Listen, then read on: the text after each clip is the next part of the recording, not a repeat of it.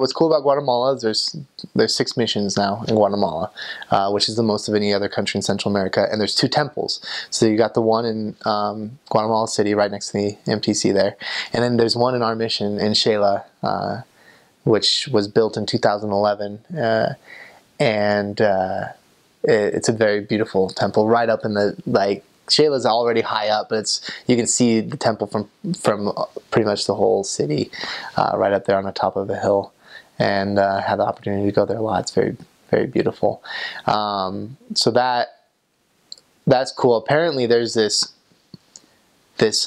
prophecy that I'm not sure. I don't know if it's a legend or if it's true, and I think it is true. But Boyd K. Packer, I think, one of the apostles, and I think it was Boyd K. Packer, said that he had a dream, or that he saw that there was going to be 3 temples built in Guatemala. One in Guatemala City, one in Shela, which is now built, and then another one in Coban, which is another place, which is actually the newest mission. They redid it, remade the missions, and there's a mission now called Mission Coban. And so someday hopefully there'll be another 3rd temple there. Our mission, like I said, is right up in the mountains. It's pretty much, that's how I always describe it. It was the mission in the mountains. And it covered from the city of Shela all the way up to Huehuetenango, to the southern border of Mexico, where it got a little warmer. But all along the way, just these awesome rolling hills and mountains. Actually, Spanish is spoken, but in our mission, there are a lot of villages. They're called aldeas, where they speak other dialects, ancient Mayan dialects. The 2 most popular were Mam and Quiche. I'm sure people have heard of another one, I think, is called Kikchi, which is in another mission, in the North Mission, in an area called Petén, which is like the jungle of Guatemala. It's really close to Belize. But Quiche and Mam, and I actually had an opportunity to serve in 2 areas where they spoke both of those languages, and I learned a couple of those words, and how to say certain things. Like at one point I could bear my testimony in Mam, which was really, really fun. My second area was in Quetzaltenango, and there they all speak Mam, but not everyone speaks Spanish. And in fact, I spoke better Spanish. Even though it was just my second area, I spoke better Spanish than a lot of people. And a lot of lessons we had to have translators, and so that's what you do. Nowadays, back in the day, they actually had missionaries stay there for a long time and learn the language, the dialect. But now, we don't stay there as long. We actually just have other members translate for us. But you have to be careful on which member you choose, because you never know what they're saying, and sometimes, and we learned, it was kind of a funny thing, because we learned that sometimes they weren't saying exactly what we were saying. They would paraphrase a little bit and add their little 2 cents in, but maybe that was good in some ways, because it helped. They knew what to say, but you just had to make sure you chose the right member. The bishop was always a safe choice, or a return missionary was a great choice, because they know, they understand Preach My Gospel and everything like that. But if you chose a member that was a recent convert, that or that even if they had a long time in the church, but if they were long-winded, you say one sentence and they're talking for like 5 minutes. You have no idea what they're saying. And we learned to pick and choose our translators. So that was a lot of fun. Just sitting there and listening to them talking in Mam. And it's really different. They have some Spanish words, because with newer technology and things like that, they don't have the words for it. So you hear a little bit of Spanish in their language, but it's very very different than Spanish. I could say a couple phrases like "Atzimwe umbi elder dahat" is "Yo soy elder dahat." I am Jacob Dahat. That's Mam. I learned a little bit more Mam than I did Quiche, but like Quiche, if you want to say good morning, it's Sakarik. If you want to say I always get these two mixed up. I don't remember which is good evening or good afternoon, but shokakap and shakir. So it's very different, very guttural compared to Spanish. And so it was really fun to hear people speak it on the buses or in your area, and it's just different. And a lot of missionaries were very good at learning it. If you served in some of those areas, a lot of missionaries tried to learn it as best as they could, and they could bear their testimonies. And I have 2 books of Mormon, or Book of Mormons. I have one in Quiché and one in Mom. So it's really, really interesting. So you get that a lot. One thing that is awesome is that the church is very strong in Guatemala. There's 6 missions. The church has been there for a long time now. I feel like since the 60s. I talked to a lot of the early pioneers, the members there, and there are some very amazing people. They're so humble. But the church, the first mission there was actually the Quetzaltenango Mission. It was the first mission in Central America called the Quetzaltenango Mission. So it's an old mission. And one of the first church buildings, or one of the chapels built, was Los Arcos. I'm pretty sure that was the first one.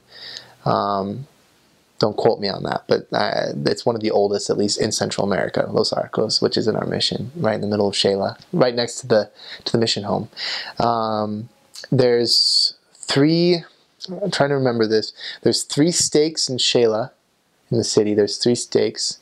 In Huehuetenango, there were 2, and now they just made a 3rd. And they're trying to make a 4th in Shela right now. But they just, right when I finished the mission back in April, they made a 3rd stake in Huehuetenango. So the church is growing pretty fast. Momos Tenango is an area which is like, Shela's the city, Momos is the boonies. They're out in the middle of the mountains in the middle of nowhere. Momos Tenango, or we just say Momos, has, I think it's 1 stake, but they always talked about how one of the apostles went there once and said, "You people of Momos Tenango are the pure Lamanites of the Book of Mormon." And it really, that's one thing I noticed being in my mission, Quetzaltenango, is that I strongly feel, and there's all theories, but I do strongly feel that was the land of the Book of Mormon. There's just so much evidence there, the shape of the land, the people, the things they do, their culture, and it was really cool to see that. You just could feel it, just being there. You just walking over the mountains, you could just feel this is where the Lamanites and the Nephites were walking these very mountains. And Momos Tenango, they speak Quiché there, but it's there's some churches out in the middle of nowhere, and it's one of the coolest things. I served in an area called San Bartolo, which is really close to Momos. Very far out. You have to go down a long ways, and you kind of go into this little valley, and there's San Bartolo. But then you go from San Bartolo, you have to take a small little mini van. It's like a bus, but they're just little minivans, and they'll take people on these graveled roads, dirt roads, up further into the mountains. And there you have little aldeas, little villages, where there are a lot of members of the church. There's this place called Pashaktup, and Choki, and Patalup, and Nimsituj. All these little areas, Pueblo Viejo. Those 5 areas are little ridges of mountains. And on each one, on the top of each mountain is a church building, an LDS church. And you could stand in Choki, which is like right in the middle, and you can see all 5 of them. You're in Choki, and you see Patalup, you see Nimsituj. Further away, you see Pashaktup, and then Pueblo Viejo. That was one of the coolest things I had ever seen, because here I was on the top of the mountains in Guatemala, like literally on the top of the mountains, and there's a church on each little mountain. They're not big mountains, they're little hills, they're big hills, I guess, but on each little mountain range or is another LDS church, and the communities there in like Pontalupe is known as the Utah of Guatemala because the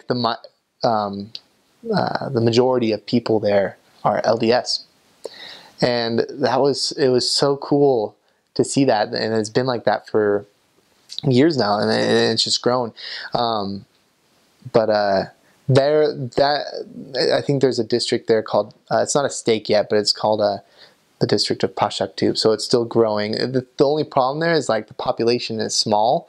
You can't really, and they live so dispersed and far out because sometimes you have to go down into the valleys and hike a long ways to get to certain houses, just little houses where they live in the middle of nowhere. And so since it's such a small population, it really can't grow much further than that. But there's still a lot of work to be done, and that was one of the cool things I saw there. As far as like DATs go or numbers go, our mission is, when I first got there, was the lowest or one of the lowest baptizing missions in Central America, and Nicaragua is one of the highest, if not the highest, and also right next to us is a mission called Retaloleo on the coast of Guatemala, the western coast. They baptize a lot as well. And it's kind of funny, in warmer climates, I don't know why, usually more people get baptized, or there's a higher number of baptisms than in colder climates. And we're in a very cold, cold mission, the coldest of Central America. So it's kind of funny how that is. Who knows why? But when I was there, we actually more than doubled our baptisms. We had the highest rate of increase, in baptisms, and that's just an interesting fact. But there are a lot of people that are ready to hear the gospel there. There's always room for growth, and what I loved about the mission was just there's always someone that's ready to hear the gospel, and sometimes you just feel like we don't have anyone, we don't know, people are not wanting to listen to us, but you always find someone. There's always someone that needs you, that's ready to hear the gospel. And that's one thing I learned was how much God guides us. He is right there with us, like it says in the scriptures, as missionaries guiding us. You notice that all the time on your mission, just knocking on the right door at the right time, because you just were like, let's go knock on this door. And it was the perfect moment. They were waiting for you. It happened so many times. Every day, you just realize more and more just how much you're being led by the Spirit. And that's one of the greatest things about being a missionary. And so,